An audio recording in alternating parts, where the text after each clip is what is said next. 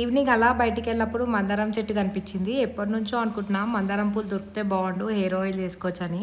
ఇంకా ఈ చెట్టుకి చూసారా ఎన్ని పూలు ఉన్నాయో, అది కూడా మంచిగా పెద్ద పెద్ద ఫ్లవర్స్ ఉన్నాయి. మొత్తం చెట్టు నిండి ఉన్నాయి.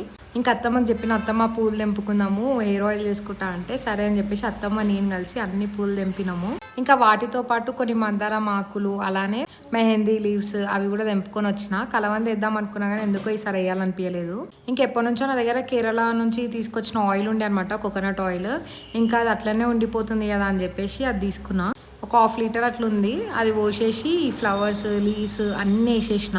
యాక్చువల్గా ఓన్లీ మందారం పూలతోనే చేద్దాం అనుకున్నా, కానీ ఇవి కూడా ఉన్నాయి కదా వేసేద్దాం అని చెప్పేసి వేసేసిన. ఇంకా కొన్ని మెంతులు కూడా వేసేసిన, అట్లనే కరివేపాకు కూడా ఉండే అది కూడా వేసేసిన. ఇంకా ఎప్పుడో తీసుకున్న రోజ్మెరీ లీవ్స్ కూడా ఉన్నాయి. ఇవి ఒరిజినల్ కాదో కూడా నాకు తెలియదు, కానీ ఉన్నాయి కదా అని వేసేసిన. అట్లనే ఫ్లాక్ సీడ్స్ కూడా వేసేసిన.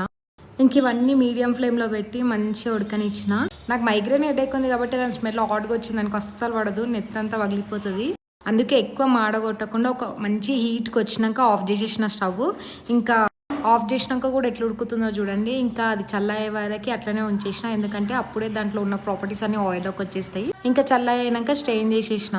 ఇదేం ఫస్ట్ టైం కాదు ఈ ఆయిల్ చేయడం. నేను ముందు అత్తమ్మ చేస్తుండే, అంటే యూట్యూబ్ స్టార్ట్ చేయక ముందు నుంచే అత్తమ్మ చేసిస్తుండే, నేను వాడుతుండే. జుట్టు అయితే బాగానే పెరుగుతుండే. మెయిన్గా మందారం పువ్వు వల్ల హెయిర్ అనేది బ్లాక్ అవుతుందంట, వైట్ హెయిర్ కూడా బ్లాక్ అవుతుందంట. అదే షాక్ అయినా నేను, నాకు నిజంగానే అయ్యింది అట్లా. స్టెయిన్ చేసినామని అట్లనే వదిలేదు, అది మంచిగా జ్యూస్ విండేసేయాలి, అప్పుడే దాంట్లో అంతా వెళ్ళిపోతుంది. ఇంకా ఇంట్లో ఎప్పటి నుంచో విటమిన్ ఏ క్యాప్సూల్స్ కూడా ఉండే, అన్నీ తెచ్చుకుంటాం కానీ ఏది వాడము, అట్లా ఉంటుంది మన పని.